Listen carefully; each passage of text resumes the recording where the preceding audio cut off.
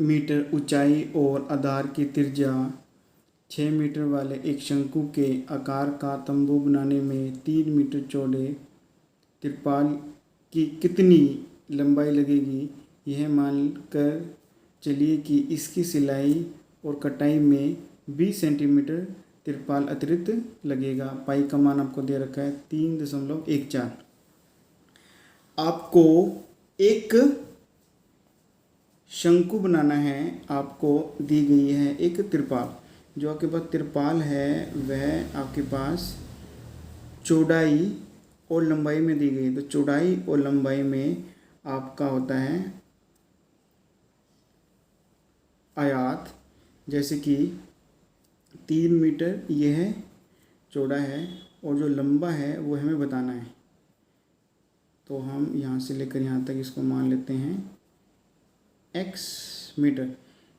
इस तिरपाल से हमें एक बनाना है शंकु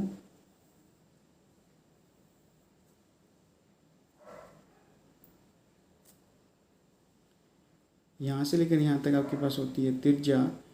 इस पॉइंट से इस पॉइंट तक आपके पास होती है शंकु की ऊंचाई h।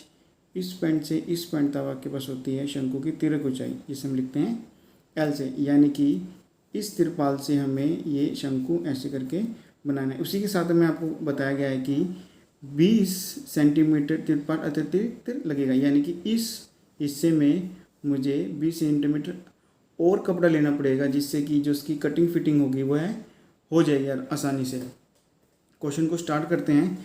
तो आपको पता है कि इस तिरपाल से मुझे ये शंकु बनाना है। शंकु का आपका इस्तेमाल होगा वक्र पृष्ठ क्षेत्रफल, क्योंकि जो आपके पास शंकु है वो तंबू के आकार का है। तंबू में नीचे कभी भी आपका तिरपाल नहीं लगता, तो हमें निकालना पड़ेगा इसका वक्र पृष्ठ क्षेत्रफल। वक्र पृष्ठ क्षेत्रफल का आपके पास फॉर्मूला होता है पाई आर एल, लेकिन आपको त्रिज्या और ऊंचाई दी गई है, आपके पास तिरक ऊंचाई नहीं दी गई है। तो सबसे पहले हम निकालेंगे इसकी तिरक ऊंचाई। आर का मान आपको दिया गया है 6 मीटर और ऊंचाई आपको दी गई है 8 मीटर। ये मेरे पास समकोण है। समकोण के सामने हमेशा मेरे पास होता है कर्ण।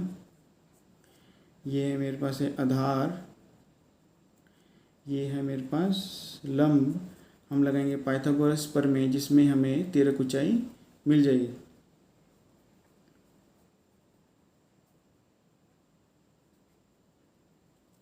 वो हमारे पास होती है कर्ण का स्क्वायर बराबर होता है आधार का स्क्वायर जमा लंब का स्क्वायर। कर्ण आपके पास है l का स्क्वायर, आधार आपके पास है 6 का स्क्वायर, लंब आपके पास है 8 का स्क्वायर।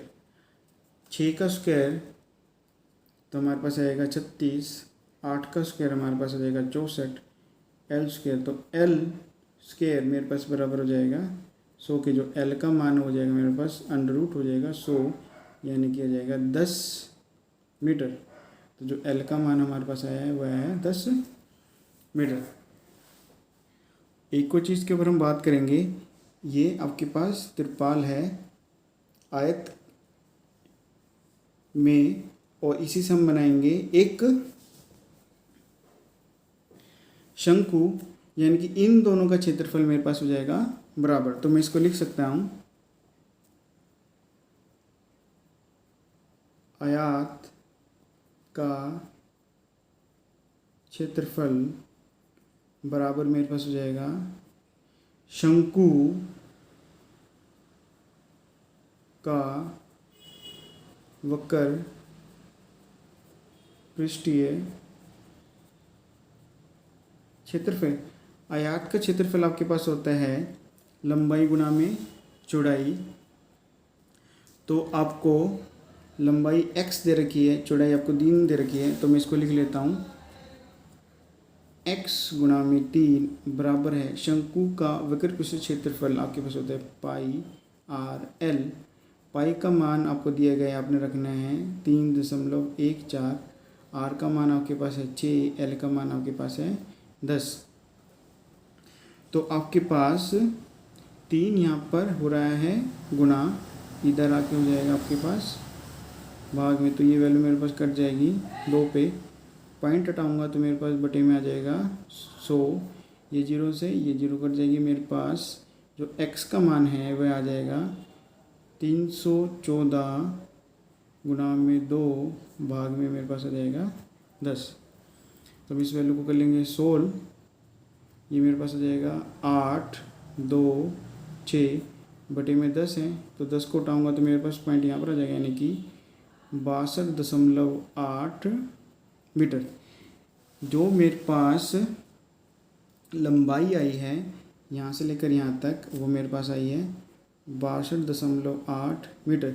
साथ ही में आपको कहता है कि 20 सेंटीमीटर का तिरपाल आपका अतिरिक्त लगेगा। जैसे कि मैं इसको आगे बढ़ा देता हूँ ऐसे करके,